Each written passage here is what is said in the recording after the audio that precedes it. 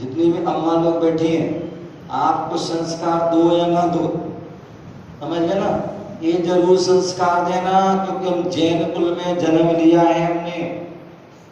क्या जैन कुल में जन्म लिया है तो ये संस्कार जरूर देना कि आप जो है अपना गोत्र लगाओ या ना लगाओ,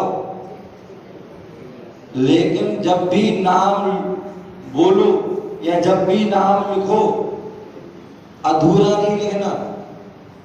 क्या कभी अधूरा नहीं लिखना, पूरा नाम लिखना। तो जैन जो है जरूर लिखना। क्या लिखना?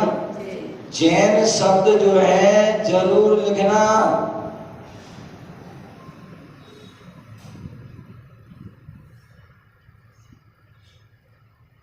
हाँ भाई साहब खड़े हो जाओ। क्या नाम आपके पिताजी का नाम क्या है? जोर से बोलो। स्वर्गीय रमेश कुमार जैन सेठी। आपने भी नाम अधूरा दिया। देखो ये मैं क्या बोल रहा हूँ, ये छोटी छोटी बातें हैं। हम लोग गलती करते हैं तो बच्चे भी गलती करते हैं।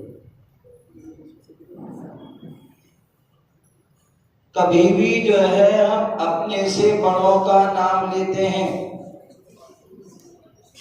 क्या जब भी हम अपने से बड़ों का नाम लेते हैं तो शुरू में भी सम्मान, बाद में भी सम्मान। श्री बोलो, श्री रमेश जैन सेठी जी। समझ गए ना? अब ऐसे ही बोलना और अपने बच्चों को भी ऐसे ही सिखाना। ठीक है ना? बैठ जाओ। ये क्या है? एक सम्मान है। हम अपने से बड़ों को कुछ दे सके ना दे सके, ऐसा सुनिए ना।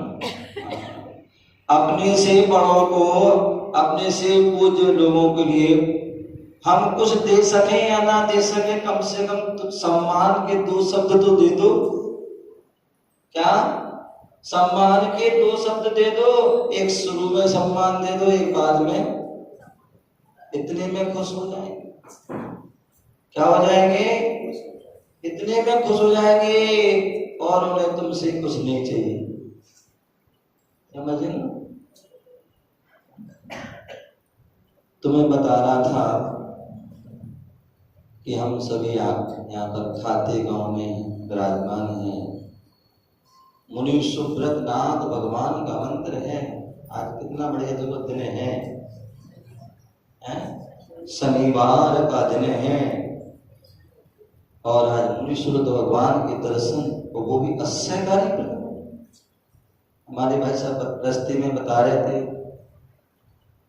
कहते हैं कि जो है कभी बहुत से तो बोलते महाराज कि हम पास नहीं जा पाते, महाराज से बोल नहीं पाते हैं।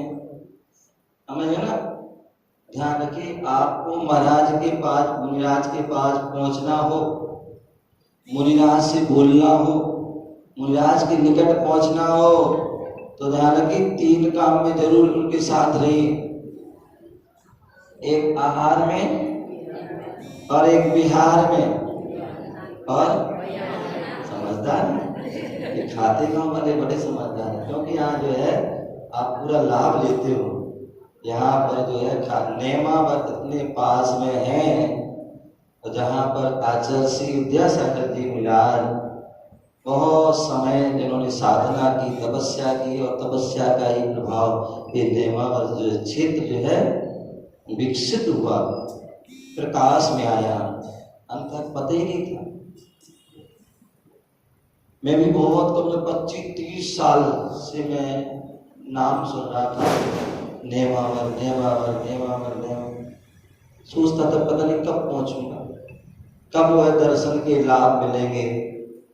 कहती भावना भवनाशनी, भावना भवनाशनी और भावना भववर्धनी। अच्छी भावना भाव तो निश्चित ही वो साकार होती है, और ये साकार 2025 में होगी। इंदौर आए, पहली बार आया हूं मैं, लगभग 50 साल की उम्र चल रही है और उसमें पहली बार जो है इस मालवा प्रांत में आया हूँ। यहाँ के सभी लगभग क्षेत्रों की भावना लेकर आया हूँ। तो ऐसा वह जो है नेमावर क्षेत्र जहाँ पर जो है कहते हैं अतिशयकारी, कौन से भगवान? आदिनाथ।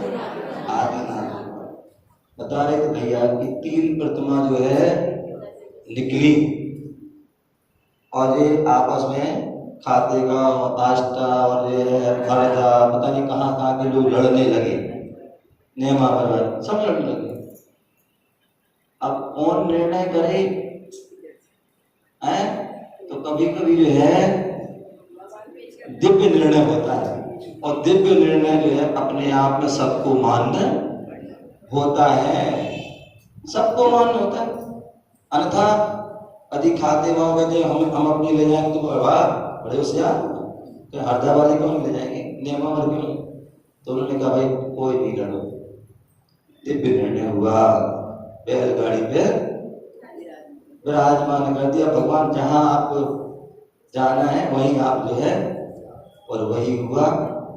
एक नेमावर वहीं रुक गए और एक हरदा आ गए और एक, तो ऐसे जो है खाते गांव में मुनि सुब्रतनाथ भगवान मूल लय भगवान के दर्शन का सौभाग्य मिला।